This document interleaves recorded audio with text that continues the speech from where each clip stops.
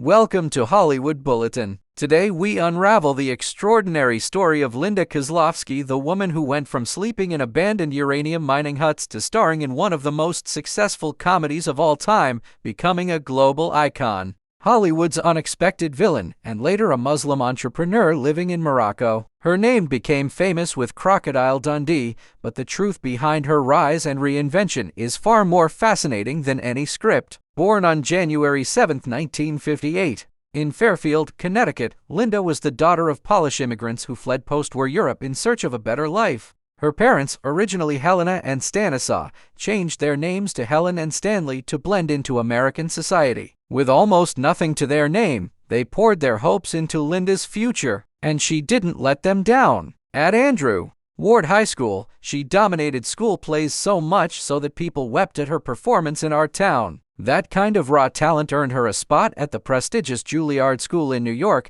where she took on a dual major, acting and opera. Singing. It was rare. It was grueling. But it made her unstoppable. By 1981, at just 23, Linda hit the off-Broadway stage in How It All Began, beating out over 200 actresses for a part that resonated with her own immigrant background. Critics called her a revelation. Then came a Broadway revival of Death of a Salesman, where she played a small role but earned big praise from the New York Times. That performance opened Hollywood's doors. In 1985, she auditioned for a strange little Australian comedy called Crocodile Dundee. She wasn't famous. She wasn't a studio favorite. But when she read opposite Paul Hogan, the chemistry was instant. She got the part, signed a 3-picture deal worth $500,000, and flew to the Australian outback. What followed was one of the wildest movie productions in film history. Real crocodiles swam nearby during filming, armed guards sat in trees with rifles, and Linda slept in huts left behind by uranium miners. When you see her fear on screen, it's real. And behind the scenes, things were just as chaotic. Paul Hogan's marriage of over 25 years was collapsing.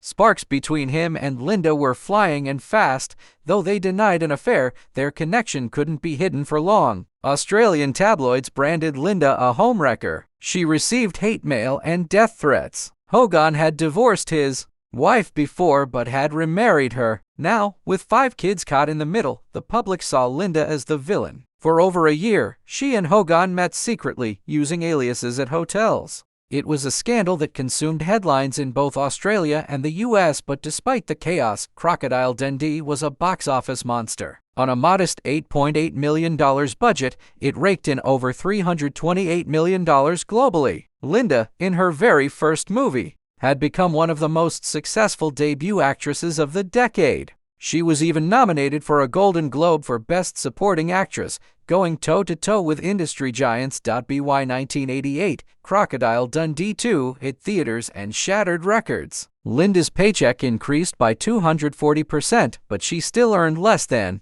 Hogan. Offers poured in. Ghost, Pretty Woman, Basic Instinct, but she said no. She refused to be just another pretty sidekick in a man's movie. Her bold decisions shocked Hollywood. Then came Pass the Ammo, a dark comedy that bombed at the box office, losing millions. From rising star to blamed flop, Linda's Hollywood momentum stalled. Despite training at Juilliard and delivering Broadway-caliber performances, casting agents saw her only as Paul Hogan's girlfriend. They married in 1990, but Linda's roles dried up. She appeared in Almost an Angel in 1990, which also flopped. By 1994, she was starring in straight-to-video films that left her depressed and physically ill. Behind the scenes, she struggled with infertility. For 8 years, she longed for a child. In 1998, at age 40, she gave birth to their son, Chance. That moment changed her. She found peace in motherhood but also realized how far she drifted from the career and life she wanted. While Hogan enjoyed the quiet Australian life, Linda yearned for something more. Constant travel between La and Australia, Hogan's smoking and drinking and emotional distance turned their marriage into a quiet storm. In 2013, after 23 years, she filed for divorce. She accepted a $6.25 million lump sum but no spousal or child support.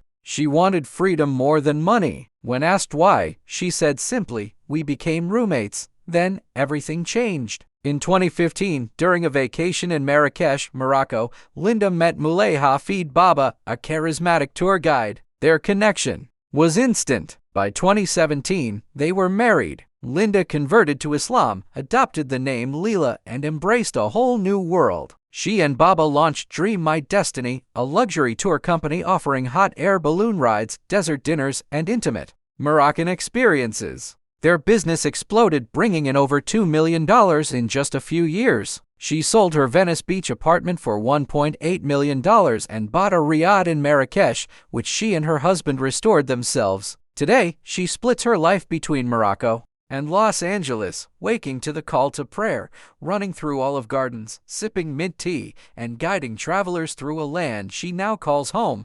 Linda Kozlowski didn't just walk away from Hollywood, she walked towards something better. She left behind the scripts, the red carpets, and the noise to build a life filled with depth, love, and purpose. Thank you for watching Hollywood Bulletin. If Linda's story of transformation inspired you, let us know your thoughts in the comments. And don't forget to like, share, subscribe, and click the bell icon so you never miss the next unforgettable chapter from Hollywood's most surprising lives.